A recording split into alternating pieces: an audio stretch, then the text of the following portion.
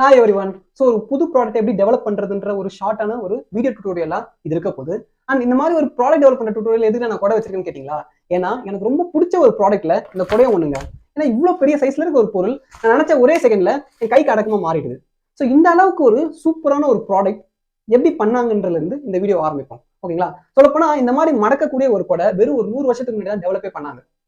And இந்த கொடைன்ற ஒரு concept 3000 வருஷமா இருக்கு. அண்ட் இந்த பழைய கொடையெல்லாம் நீங்க பாத்தீங்கன்னா ஒரு உட்டன் ஷீட்ல ஒரு குச்சியை சொருனா மாதிரி இருக்கும். ஸோ ஒரு மடக்க முடியாத கொடையில பிரச்சனை என்னன்னா இதுதான். மழை பெஞ்சு முடிச்சதுக்கு அப்புறம் நீங்க அதை எடுத்துட்டு போறது ரொம்ப ரொம்ப கஷ்டம். அண்ட் இதனாலே நிறைய பேர் இந்த மலையில நடந்தா கூட பரவாயில்ல சொல்லி இந்த கொடையை அவாய்ட் பண்ண ஆரம்பிச்சாங்க. உலகத்துல இருக்க இவ்வளவு மக்களால யூஸ் பண்ணக்கூடிய இந்த கொடையில இவ்வளவு பெரிய ப்ராப்ளம் இருக்குன்னு சொல்லி யாருமே கண்டுக்கவே இல்லை பல ஆயிரம் வருஷமா. பட் ஒரு 100 வருஷத்துக்கு முன்னாடி ஒரு இன்வென்டர் இந்த ப்ராப்ளத்தை கண்டுபிடிச்சு இது ஒரு சொல்யூஷன் கொடுத்தே ஆகணும்னு சொல்லி ஒரு ஐடியா வச்சாங்க. அப்பதான் இந்த கொடையோட டிசைன் உருவாச்சு.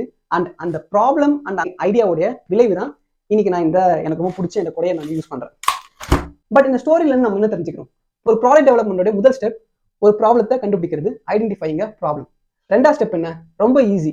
அதுக்கு ஒரு சொல்யூஷன், அதாவது அந்த ப்ராப்ளத்தை சால்வ் பண்ணக்கூடிய ஒரு ஐடியாவை நம்ம யோசிக்கணும். ஸோ உங்களுக்கு ஒரு ப்ராப்ளத்தை சால்வ் பண்றதுக்கு வர ஐடியாங்க நிறைய இருக்கலாம், நூற்றுக்கணக்கான ஐடியாங்க வரலாம். ஏன்னா எப்பவுமே வரும். ஆனா அது எல்லாமே பிராக்டிகலா நடைமுறைக்கு செட் ஆகாது. ஸோ அதனால நடைமுறைக்கு செட் ஆகிற மாதிரி ஒரு ஐடியாவை சூஸ் பண்றது தான் இந்த ரெண்டாவது ஸ்டெப்ல ரொம்ப ரொம்ப கஷ்டமான ஒரு விஷயம். தாமஸ் ஆல்வா எடிசன் எல்லாருக்குமே கூட இந்த ப்ராப்ளம் ஃபேஸ் பண்ணாங்க. ஸோ இப்போ இதுக்கு என்ன பண்ணலாம்? இன்ஜினியர்ஸ் எப்பவுமே ஒரு 2 டூல் யூஸ் பண்ணுவாங்க. இந்த 2 டூலை வச்சு ஒரு நல்ல ஐடியாவை செலக்ட் பண்ணிருப்பாங்க. அதுல ஒண்ணு யூசர் ரெக்யர்மெண்ட் ஷீட். பட் இந்த ரெக்யர்மெண்ட் ஷீட்னா என்ன? இந்த கொடையை யூஸ் பண்ண போறாங்களே அவங்க கிட்டலாம் நீங்க போய் பேசி பழகி அவங்களுக்கு இந்த கொடையை செஞ்சா அதுல என்னென்ன தேவைப்படும் அப்படின்னு சொல்லி வாங்கிட்டு ஒரு லிஸ்ட் ரெடி பண்ணுவீங்க. ஓகே. ஸோ இந்த ரெக்யர்மெண்ட் ஷீட்டை நீங்க முடிச்ச உடனே உங்களுக்கு வர எல்லா ஐடியாவையும் நீங்க அதுக்கு மேட்ச் பண்ணி பார்த்து அந்த ரெக்யர்மெண்ட் ஷீட்ல இருக்க எல்லா பாயிண்ட்டையும் மீட் பண்ணக்கூடிய, ஓகே பண்ணக்கூடிய ஒரு ஐடியாவை நீங்க எடுக்கணும். ஸோ அதுதான் உண்மையிலேயே ப்ராக்டிகலா பண்ணக்கூடிய ஒரு ஐடியாவா இருக்கும்.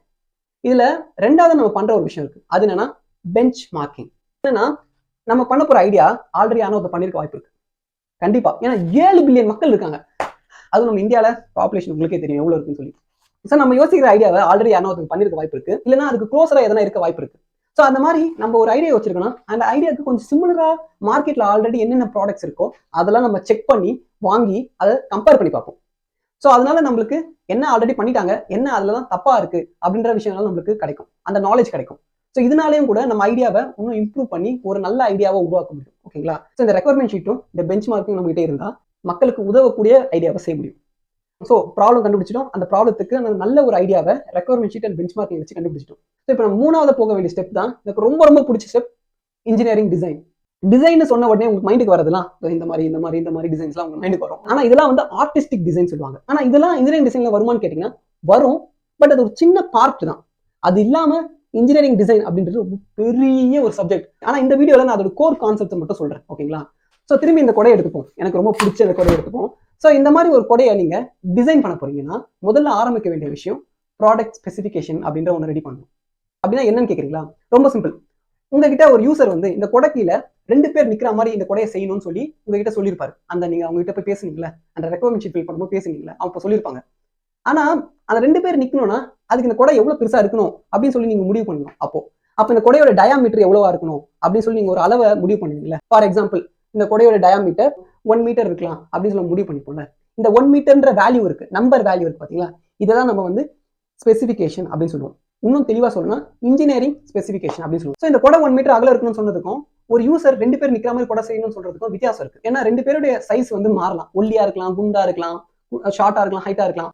ஸோ அந்த 2 பேர் நிக்கிற மாதிரி இருக்கணும்ன்றதை வச்சு நம்ம ஒரு கொடையை எப்பவுமே செய்யவே முடியாது.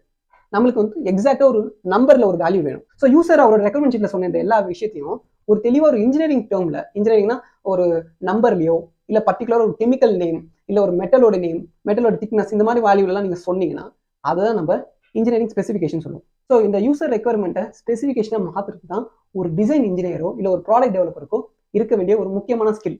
ஏன்னா அந்த இடத்துல தான் உங்களுடைய சப்ஜெக்ட் நாலேஜ் வருது. நீங்க இந்த விஷயத்த பண்றதுக்கு உங்களுக்கு பிசிக்ஸ் தெரிஞ்சிருக்கணும், இன்ஜினியரிங் தெரிஞ்சிருக்கணும், கெமிஸ்ட்ரி தெரிஞ்சிருக்கணும், மேக்ஸ் தெரிஞ்சிருக்கணும்.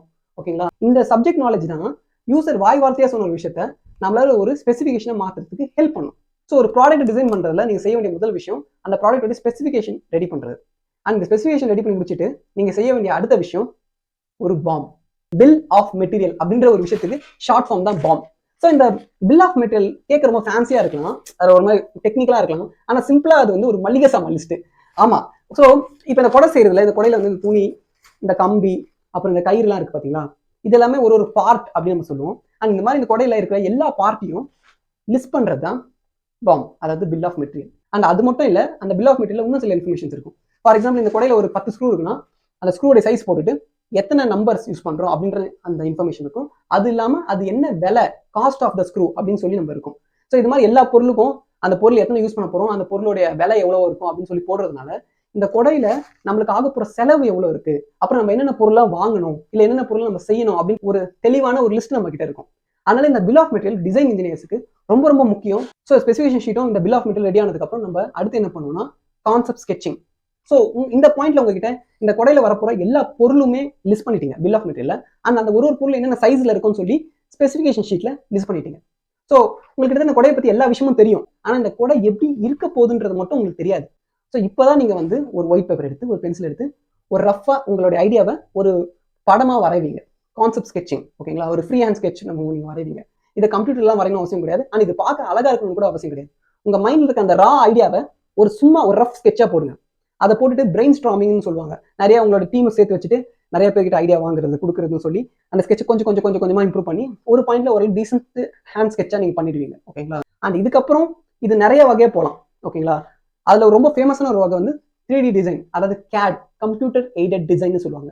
ஸோ இந்த இடத்துல நீங்க கையில வரைஞ்ச டிராயிங்கை கம்ப்யூட்டர்ல சில சாஃப்ட்வேர்ஸ்லாம் யூஸ் பண்ணி ஒரு உண்மையான ஒரு 3D மாடலா செய்வீங்க. 3D மாடலா செய்வீங்க. இது வந்து டிஜிட்டலா இருக்கும். கம்ப்யூட்டர்ல நீங்க அந்த ரொட்டேட்லாம் பண்ணி பார்க்கலாம், ஓகேங்களா? அண்ட் இது பண்ணக்கூடிய சில சாஃப்ட்வேர்ஸ்லாம் பார்த்தீங்கன்னா சாலிட்வொர்க்ஸ், கிரியோ, கேட்டையா, இந்த மாதிரி நிறைய சாஃப்ட்வேர்ஸ் இருக்கு.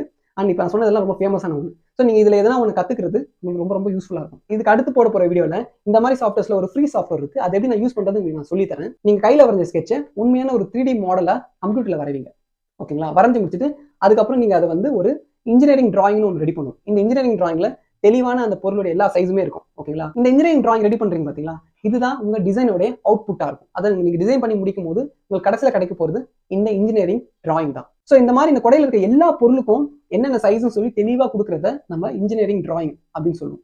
ஸோ உங்ககிட்ட இந்த பாயிண்ட்ல இந்த கொடை சேர்த்துக்கன்னா எல்லா பொருளோட லிஸ்ட்டும் இருக்கு. அந்த பொருள் என்ன சைஸ்ல வாங்கணும்னு சொல்லி நமக்கு ஸ்பெசிஃபிகேஷன் இருக்கு. அண்ட் இந்த பொருளுக்கான டைமென்ஷன்ஸ், டிராயிங், விஷுவலா பாக்குறதுக்கான எல்லா விஷயமும் நம்ம கிட்ட இருக்கு. ஸோ இந்த எல்லா இன்ஃபர்மேஷனும் வச்சு இந்த கொடையை நம்ம ஆக்சுவலா செய்ய ஆரம்பிக்கலாம். பட் இந்த மாதிரி ஒரு கொடையை செய்யறதுக்கு பல கோடி இன்வெஸ்ட்மெண்ட் தேவைப்படும். ஏன்னா நிறைய மிஷின் வாங்கணும், நிறைய பேரை வேலைக்கு எடுக்கணும், அப்படிலாம் இருக்கு இல்லையா? ஸோ அதனால அவ்வளவு பெரிய செலவு பண்றதுக்கு முன்னாடி இந்த கொடைக்கு ஒரு மாடல் பண்ணி பார்ப்பாங்க. ஒரு உண்மையான பிசிக்கல் மாடல் பண்ணி பார்ப்பாங்க. ஏன்னா இது வரைக்கும் இந்த கொடை வந்து கம்ப்யூட்டருக்குள்ள தானே இருக்கு. கம்ப்யூட்டர் விட்டு வெளியே நம்ம கையில தொட்டு பார்க்கணும். அதுக்கு வந்து ஒரு மாடல் செய்வாங்க. அந்த மாடலை வந்து புரோட்டோடைப் அப்படின்னு சொல்லுவாங்க. ஸோ ஒரு டிசைனுடைய முதல் கையில தொடக்கூடிய ஒரு பொருளை நம்ம புரோட்டோடைப் அப்படின்னு சொல்லுவோம். ஸோ இந்த புரோட்டோடைப் பண்றதுக்கு ரொம்ப ஆப்டிமலான ஒரு டெக்னாலஜி 3D பிரிண்டிங். இதை பத்தியும் நம்ம அடுத்த வீடியோல கண்டிப்பா பார்க்கலாம். அண்ட் 3D பிரிண்டிங் நம்ம கொடுக்குற டிசைன் அப்படியே வந்து நம்மளுக்கு கையில உண்மையான ஒரு பொருளை வரைஞ்சு கொடுத்துரும். கிட்டத்தட்ட மேஜிக் மாதிரி அது நடக்கும். அது செம்ம கூலான டெக்னாலஜி. ஸோ 3D பிரிண்டிங் வச்சு கம்பெனிலாம் இந்த மாதிரி ஒரு டிசைனை பல கோடி செலவு பண்றதுக்கு முன்னாடி ஃபர்ஸ்ட் ஒரு ப்ரோட்டோடைப்பை செஞ்சு பார்ப்பாங்க. ஸோ இதுதான் வந்து ப்ராடக்ட் டெவலப் பண்றதுக்கான ஒரு ஃப்ளோ. ஸோ இப்போ நான் சொன்னது வந்து ஒரு ஓவரால் ஃப்ரேம் தான். இதுக்குள்ள இன்னும் நிறைய விஷயங்கள் இருக்கு நீங்க டீப்பா படிக்க. ஆனால் அதெல்லாம் நம்ம அடுத்த வீடியோல கொஞ்சம் எக்ஸ்ப்ளோர் பண்ணலாம். ஸோ கடைசி 3 வருஷமா நான் ஒரு ப்ராடக்ட் டெவலப்மெண்ட் இன்ஜினியரா ஒர்க் பண்ணிட்டு இருக்கேன். அண்ட் என்ன பொறுத்த வரைக்கும் இந்த ப்ராடக்ட் டெவலப்மெண்ட் ஃபீல்டு வந்து ரொம்ப ரொம்ப முக்கியமான ஒன்று. ஏன்னா நம்ம உருவாக்குற ப்ராடக்ட்ஸ் தான் உலகத்தை மாத்திருக்கு. ஒரு சின்ன மொபைல் ஃபோன் நம்ம உலகத்தை எந்த அளவுக்கு மாத்திருக்குன்னு நான் சொல்லணும்னு உங்களுக்கு அவசியம் கிடையாது. ஸோ நம்ம வாழ்க்கையை இம்ப்ரூவ் பண்றது ப்ராடக்ட்ஸ் தான். ஒரு நல்ல இன்ஜினியரால, ஒரு நல்ல ப்ராடக்ட் டெவலப்பரால உருவாக்கப்பட்ட ஒரு நல்ல ப்ராடக்ட்ஸ் தான் நம்ம லைஃபை மாத்திருக்கு. ஸோ உங்களுக்கும் ப்ராடக்ட் டெவலப்மெண்ட்ல இன்ட்ரெஸ்ட் இருக்குன்னு தெரியுது. இவ்வளவு நேரம் வீடியோ பார்த்துருக்கீங்க, ரைட்? ஸோ உலகத்தை மாற்றணும் உங்களுக்கு ஆசை இருந்தா நீங்க எடுக்க வேண்டிய ஒரு ஃபீல்ட் நியூ ப்ராடக்ட் டெவலப்மெண்ட்.